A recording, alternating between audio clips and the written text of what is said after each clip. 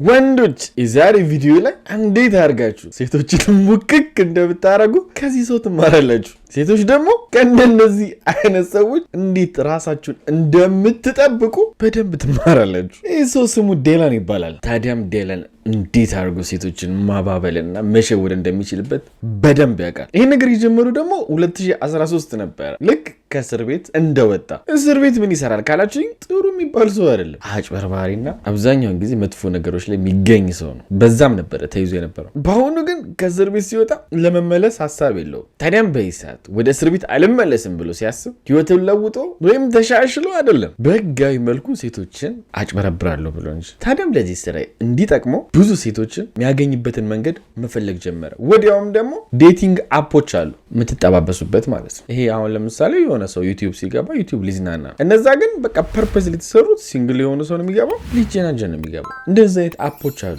እኛ ሀገርም ለምሳሌ ቲንደር ይባላል እኛ ሀገር ያው የተለመደው ማለት ነው። እናም በእንደነሱ አፖች ራሱን ፖስት ማድረግ ጀመረ። የሚጠቀሙም ደግሞ እነዚህ ዴቲንግ አፖች ላይ የውሸት ስም ነው፣ የውሸት ማንነት ያስገባቸውን ፎቶች ደግሞ ልክ እንደ ሀብታም ሰው ጽድት ብሎ ቆንጆ ቦታ ተነስቶ ሀብታም መስሎ ነው። በዛ ላይ ደግሞ ፕሮፋይል ውስጥ ግብት ስትሉ ሁሌ ገታች የሚጽፋት ነገር አለች። ለጊዜያዊ ነገር ቦታ የለኝም ማለትም በቃ እንዴት ነው ዴት አድርጋችሁ ለአዳር ምናምን ሳይሆን እሱን ዴት የምታደርጉት በቃ ለትዳር ቁም ነገረኛ እንደሆነ ግጥም አድርጎ ጽፈዋል። ስራውን ደግሞ ደላላ ነው ያለው። የሚደልለው ግን ቀላል ነገር አይደለም። በጣም ውድና ሀብታሞች የሚያንቀሳቀሷቸውን ስራዎች በሱ በኩል እንደሚደለል አድርጎ ነው ፕሮፋይሉን ሊያስገባው። ወዲያውም ታዲያ በዚህ ፕሮፋይል በዚህ ዴቲንግ አፕሊኬሽኖች ዴላን ሴቶችን ማግኘት ጀመረ። ዴላንም ታዲያ ሲያዋራቸው ዝም ብሎ አይደለም፣ ብር ያላትን መርጦ ነው የሚያወራው። ሀብታም ትሆናለች ብሎ ያሰበው እንዳሰበውም ደግሞ እሷ ከሆነች ወዲያው እንገናኝ ይላታል። እዚህ ጋ ነው ትልቅ ትሪክ የሚሰራቸው። ወሬው ሁሉ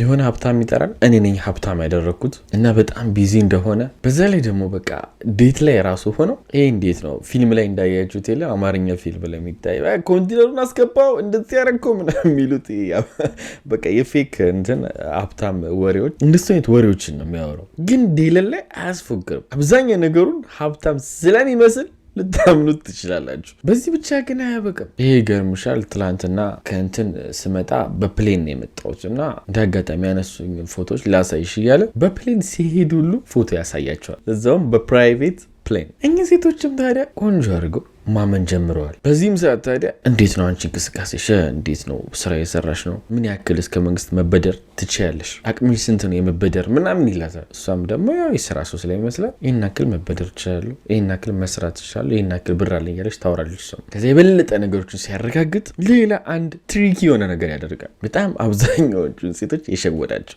ብዙ ወንዶች ዴቲንግ ላይ ከአንድ ቀንም ከሁለት ቀንም ከሶስት ቀንም በኋላ በቃ ሁል ጊዜ ወንዶች የሚያደርጉት ምንድን ነው? አብዛኞቹ ወደ አልጋ ለመሮጥ ይቸኩላሉ። እሱስ በጭራሽ እንደዛ ያደርግ። ሜቢ ዛሬ ከእሱ ጋር ላደር እችላለሁ ብላ ስትመጣ እሱ አዝናንቷት ምን ብሎ ዴት አድርገው ወደ ቤቷ ይመልሳታል። እሷም በዚህ ምን ትላለች? እዛ ፕሮፋይል ፒክቸሩ ላይ ምን ብያችሁ ነበር? እሱ ሎንግ ተርም ሪሌሽንሽፕ ነው የሚፈልገው ወይም ደግሞ ቋሚ የሆነ ነገር ነው የሚፈልገው የሚል ነገር አይታለች። እዚህ ጋር ደግሞ እሱ ለእንደዚህ አይነት ነገር አለመቸኮሉ ስታይ ይሄ እውነትም ቁም ነገረኛ ነው እያለች ማሰብ ትጀምራለች። ወንዶች ይሄ ነው በቃ አብዛኛው ወንዶች ከሚያደርጉት እናንተ ተቃራኒውን ማድረግ። በተለይ በእንደዚህ አይነት ጉዳይ ሁሉም ወንድ ለመተኛት የሚሯሯጥ ከሆነ እናንተ የምትሯሯጡ ከሆነ ከሁሉም ወንድ ጋር ቀላቅለው ነው የሚያያችሁ። ታዲያም እሱ ይሄንን ትሪክ ስለሚያውቅ አንዳንዴ ሁሉ አብሯቸው ይተኛና ምንም ሳያደርጉ ይነጋል። ከዛም እኔ ኮንፈርት እንዲሰማሽ ፈልጋለሁ፣ እኔ እንደዚህ አይነት ሰው አይደለሁም ብሎ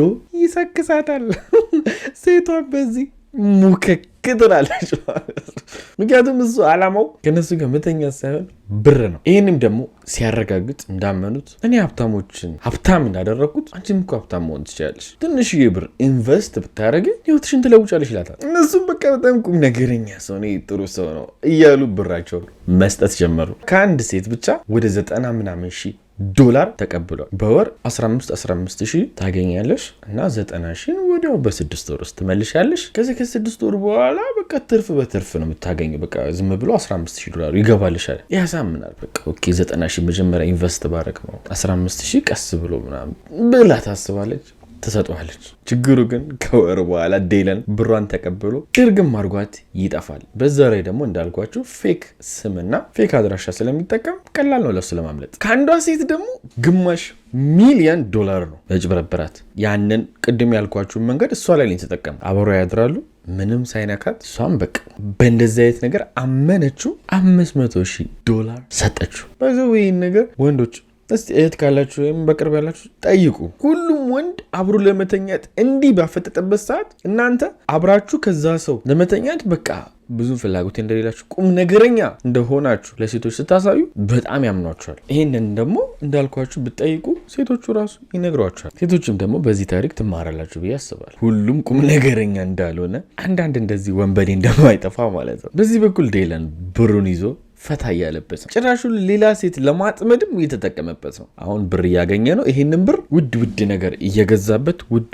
ነገር እያደረገበት ሌሎች ሴቶችን መሸወድ ይጀምራል። ጽድት ያለ ቤት ይገዛል፣ ውድ መኪና ይገዛል። በዛ ላይ ደግሞ አንዳንድ በቃ ከወንድ ብር እናገኛለን ብለው ወይም ደግሞ ሀብታም ወንድ ይገኛል ብለው አንዳንድ ቦታ ሴቶች ይሄዳሉ። እዛ ቦታ ላይ እሱ ሀብታም መስሎ ይገኛል። ከዛ አጠምዳለሁ ብላ ሄደችው ሴት በሱ ትጠመዳለች። ልክ እሷ እዛ ጋር ለአስተናጋጆች ብር እየበተነ ቲፕ ሲሰጥ ውድ መጠጥ ሲጠቀም በአካባቢ ያሉ ሰዎችን ሲጋብ ስታይ ያሳምናታል። ግን አንዳንድ የሚያሳዝነኝ ዴለን ከሴቶቹ ሲወስድ አንዳንዶቹ ሴቶች ለእሱ የሚሰጡት ብር የላቸው። ግን ምን ያስደርጋቸዋል? ብድር ከመንግስት እንዲበደሩ ያደርጋቸዋል። እኛ ሀገር የተለመደ አይደለም፣ ግን ውጭ ሀገር ክሬዲት ስኮር ይባላል። ክሬዲት ስኮራችሁ ማለት የምታገኙት ገቢ እንዲሁም የበፊት የነበራችሁ ከመንግስት ጋር የብድር አከፋፈል ሁኔታ ምናምን ታይቶ የምትበደሩበት አቅም ከፍ እያለ ይሄዳል እና ከፍ ያለ ክሬዲት ስኮር ያላቸው ወይም የመበደር አቅም ያላቸው ሰዎች ባላቸው አቅም በሙሉ እንዲበደሩ ያደርጋል ሴቶቹን። ታዲያ እኚህ ሰዎች ብሩን ሳይመልሱ ሲቀሩ ክሬዲት ስኮራቸው